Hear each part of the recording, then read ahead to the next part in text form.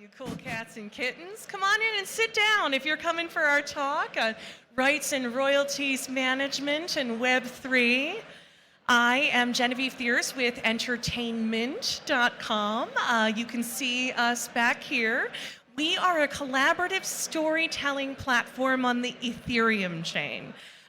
We're really excited to sell tickets for our creators into the making of their work. So with our interactive tickets, you can do things like cast your NFT in an animated series as the best friend and name them and dress them and, help figure out what their, challenge is going to be. With our NFTs, you can get a live pep talk from a wrestler in Catalyst Wrestling.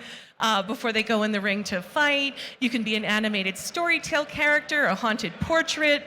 So we're really excited to be here today. And what we want to talk about is rights and royalties management in Web3. With me, I have the inestimable Josh Lawler of Zuber Lawler. Do you want to introduce yourself, Josh? Yeah, thanks, Jen. So I'm Josh Lawler. I am a partner at the law firm Zuber Lawler, where I practice transactional law, M&A, finance, a lot of technology transactions, intellectual property, and notably I spend a lot of time working in distributed ledger technology, blockchain, Web3, NFTs, and I'll be writing a book which hopefully releasing in Q3 called Surviving the Migration, a legal guide to evolving your business using NFTs. So I feel like you really do want to write down Josh's book name, because that metaverse book that just hit and really made a big splash. I feel like you've got a similar kind of flow here, because everyone wants to know, how do I handle rights and royalties transfer, particularly rights transfer in the area of NFTs. So the first thing I'll say is there is no way we are going to give the depth of knowledge that builders like you require in this talk. So we've written you a really in detail report. So if you scan this QR code, you will go to a 65-page report that will tell you everything you could ever want to know about rights and royalties transfer in Web3, including a breakdown of the top 20 NFT collections and how some of them, like World of Women, did it really right, and how some of them, like Doodles, Yuga, are a little bit of a mess because they're dealing with some SEC stuff right now around it potentially being a security. So, Josh, let's talk about that. Yuga Labs got hit, recently with this idea that their NFTs are a security. We have a lot of builders in the audience. When you're making an NFT collection or using an NFT collection or asking your users to use their NFTs, what do you need to know about how to set that up on the back end to make sure this is done right and you don't have the SEC on your tail? Okay, that was like a full law school course question. In general, not to comment on Yuga Labs specifically, I haven't deep dived that, but what I can comment on is the decision that came out of Southern District of New York with respect to NBA Top Shot and Dapper Labs. And it's a really super important and illustrative decision, because what they identified correctly is that an NFT that is for an art, a collectible, or really anything else can also be a security if it is sold the wrong way, and messaging counts. So in that particular case, Dapper Labs was saying, oh, these are basketball moments, but by the way, emojis for money bags, rocket going to the moon, and like a big financial chart going up, up, up. And the court said, yeah, well, you guys, there's definitely enough facts there to support the idea that you might have been selling an investment. And so that case will continue to go on. That's a great illustration. Yeah, and we've actually also had like a royalties kerfuffle happening right now. We just came out of NFT Paris last week. It's all anyone could talk about was Blur and Opensea and about that issue. And you tend to really, you seemed like you saw real value in the Blur approach, right? Yeah, well, I mean, the secondary sale royalty needs to be preserved. That's a fundamental, original kind of tenet of Web3 and creator protection. Historically, there's something called the first sale doctrine that comes out of copyright. It's, north of 100 years old. And the idea is that if I write a book and you buy the book, that copy of the book is yours. And you can now sell it to whoever you want, and I don't get another thing from it. I get a sale on one copy. NFTs change that because we've got this kind of technical way to work around the first sale doctrine by, wiring in a secondary sale royalty as part of a smart contract. And that allows creators to continually earn, funds off of their works, whatever it might be. And it's a revolutionary concept, and we want to protect that and make sure that you can't have a workaround. Yeah, and I don't want to put you on the spot here. I forgot to ask you if I could ask you this beforehand, but of all the NFT collections that are out there, who has done it really right? And like, if somebody has not done it right, what have they done? Like, what's the mistake that you really need to avoid in this area when building out your NFT collection or your platform for NFTs like ours? Sure. Well, I'm not going to speak ill of anyone. Thank you very much. But no trash talk, Josh. No, there's no trash talk. But what I will say is a few examples of things that maybe you don't want to do.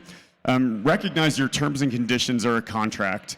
So if you're an NFT project and you are telling the people who are purchasing the NFTs that they have commercial exploitation rights of some type, then you can't subsequently decide that everything needs to go to Collective Commons and no, just kidding. That's a breach of contract. So we won't say who did that, but somebody did that, and that was not a great thing to do. Another area that we need to kind of think about is that giving people commercial rights to an NFT is not really all that easy because it isn't copyright. Copyright, when it was created, isn't designed to protect things like name, image, and likeness. It's just really what you see with athletes, their personal rights, but there's no personal rights in a Bored Ape. So there's a real issue from a legal perspective as to whether any of those assignments are actually legal in the first place, and we're wrestling with that right now. We'll need legislation of some type. Right now there's like an implied license concept, but it's very, very messy.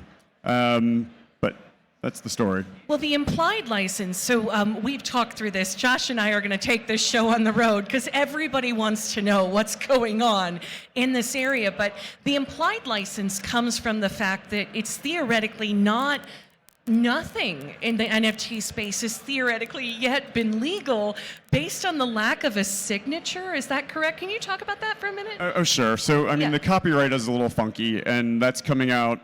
In order to sell something that is a copyright or to exclusively license it, you need to actually have a written document, and it needs to be executed, as Jen is mentioning. So, from the NFT perspective, that's just not how NFTs transfer. If you go into Opensea, there's no signature, and in fact, you may not even know who you're buying or selling to, which is its own kind of set of issues. So those copyrights don't necessarily move, legally speaking, but at the same time, I don't think anybody's arguing that the rights didn't transfer over. Yeah, and let's throw it to the audience now, because I really want to hear a little more about what you all are working on. Who here has a platform? Who's the platform builders? Okay, and who here is more of an NFT enthusiast? Right, and show of hands, who would like to be able to take your NFT and jam it in the middle of a graphic novel with a whole bunch of other NFTs and have a lot of fun, like where it's an avatar or a character? You want to use it, right? We want to use our NFT. It's like an avatar. It's something that represents us. So at Entertainment, one of the things that we've been struggling with since the beginning is how do we do this without triggering the securities law? So if you check out entertainment.com, which has got the .com, we're a very 2.5 play. We're trying to bring people into Web3. You'll see that our base level model is very similar to like a Netflix meets Opensea meets Kickstarter. So you'll see that we have TV shows, and we are helping those TV shows sell tickets into the making of the show. Our creators raise in USDC and Ethereum. But what's interesting is we're about to start on Twitter Spaces a series of co-collaboration parties. And you can bring your NFT, and what you're going to be doing is in 90 minutes with our partner Macroverse, you're going to be putting together an episode of, an episode being 2 pages. You're going to put together a short cartoon, which is a mashup of 12 NFTs. And this is like a $50 ticket. This isn't much, right? So, would you pay $50 to bring your NFT, put it in a cartoon with a bunch of other fun characters, and then be able to split the revenues on a compendium graphic novel published? Yes, you probably would. But on our back end, that's actually kind of a nightmare. So Josh and I were talking through, what does this require exactly? And it requires quite a bit. So talk us through, like, some of the stuff we were talking about before this. What would this require? Well, the funny thing is that legally speaking, it's a heck of a lot harder to give money to people than it is to get money from them. So there are two principal areas that really are problematic from the NFT royalties distribution perspective. One of them is tax. The other one is currency control, homeland security, those Patriot Act, those types of things.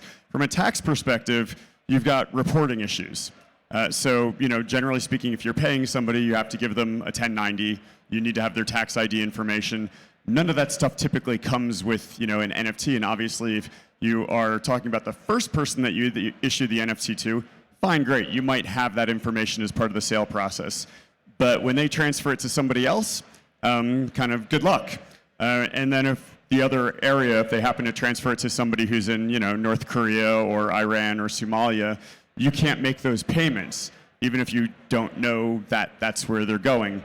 So there's two areas that we really focus on there. And the solution to that, or at least the one that we've been working with our clients on, is semi-centralized. There's no real way around it, which is that the money flows into your central entity, and you basically keep accounts for each NFT.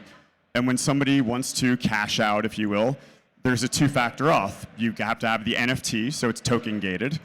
And you have to provide, your tax information if you're in the United States or wherever else you might be, because there's certainly international tax laws that come into play as well. And this can be a really massive kind of undertaking, which thankfully I believe will be automated in the relatively near future. So somebody's got to be building a tool for that, I certainly hope. Yeah, I feel like we don't have the answer yet. We're testing this now, but we will have it next year. So hopefully we'll be back on the stage next year having figured this one out, and we'll be on to the next challenge. But Josh, when we were, and we're getting this thing, we're almost out of time. When we were talking earlier about this, we were prepping for another talk with Diffuse Ventures in Chicago. One of the things you said was, it was so interesting. From the dawn of time, there's always been a ledger. Somebody has always, in the cave, counted up the beans and fruits and berries from the forest and the amount of bears that you killed that week, and had a centralized ledger. And really, although it sounds very grand, I don't want to make this bigger than it is, but it really is that problem. The fact that decentralization really clashes in a very bad way with rights and royalties. It can be cleaned up, which we're doing right now, but it's quite complex, isn't it? Yeah, well, I mean, as Jen was saying, I mean, we're really dealing with a paradigm shift that goes back pretty much as far as you can go back in terms of decentralization and a ledger where the information is open and immutable and everybody can see it. And then you can build on top of that the NFT paradigm, which is really kind of amazing when you think of it. You have this little snippet of software code that comes off of, an execution off of a smart contract that everybody can see. And that can represent absolutely anything or any part of anything and have several different use cases at the same time. That's insanity. And you package that with the fact that it travels at extremely high velocity across borders, and you realize that that's just contradictory to the whole idea of geographic sovereign boundaries and sovereignty. So yeah, it's a mess. And we're going to have to kind of work through that in a nice, peaceable way to make sure that the powers that be are able to see it and maintain really sovereign rights. That's really what we're talking about. And part of that is taxation. Part of that is rights management. Well, in the meantime, if anyone's interested in how we're going to be using KYC procedures with distributed NFTs, I mean, that's the headache that we're dealing with right now. But the thing is, once a process is made here, once we crack this code, which we've been working for a year on, I do think we're onto something where it's possible to build like this, but not be considered a security. You'll notice if and when you can go to entertainmint.com that we actually have a very 2.5 process. We've used paper.xyz and magic.io so that it's really easy to sign up on the site. You can use your email, you can buy with a credit card, but I feel like that's translating through to our rights processes as well. So, I mean, we're using the simplest tools out there. I mean, because you have control over who's a speaker in Twitter Spaces, and you can have up to 13 speakers in a Twitter Space at any given time, you can sell that like a ticket. So once you sell that like a ticket, it becomes a co-creation ticket. We consider ourselves both an IP marketplace and a ticketing platform, which I think a lot of us in NFTs realize now that's what they are. They're tickets, but there's a lot of power in what they will clean up with rights and royalty transfer. Somebody earlier rights and royalties, what do they have to do with NFTs really? From a CEO perspective, I've been doing this for 20 years. My first marketplace was sittercity.com. I am totally aware, we serve 10 million users. I'm totally aware of how many departments need how much amounts of money to do X, Y, and Z things. Being able to remove the legal and accounting around rights is insanely valuable. It might not seem like a big deal to anyone, it's like a builder, but like when you're staring at it from a cost perspective, it's absolutely massive. So I know we're down to 1 minute. Josh, talk to us about just, what's your takeaway? What's your leave behind other than everyone? This 65-page report, I mean it, it's really awesome. Go get this report that we've written for you about not only the evolution of the Web3 space with entertainment, but about rights and royalties. So please click through to this, it's quite valuable. We would never be able to get it all in 20 minutes. But what's your takeaway for everyone here that's just looking at this area? The world is changing very, very fast. And, you know, it's great to see everybody here because obviously we're all at the forefront in it. We all believe in it. We're in something of a hearts and minds phase right now with the general population. And you'll hear a lot of people talking about things like ease of use and mainstream adoption.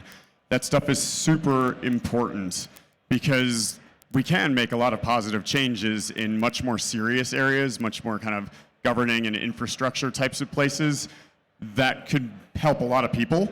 And in my personal opinion, the first step to it is really entertainment.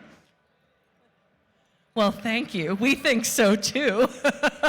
So that's our talk. Please get the report. Josh Lawler with Zuber Lawler, Genevieve Thiers at Entertainment. Follow us on Twitter at Entertainment Co. Thank you, guys.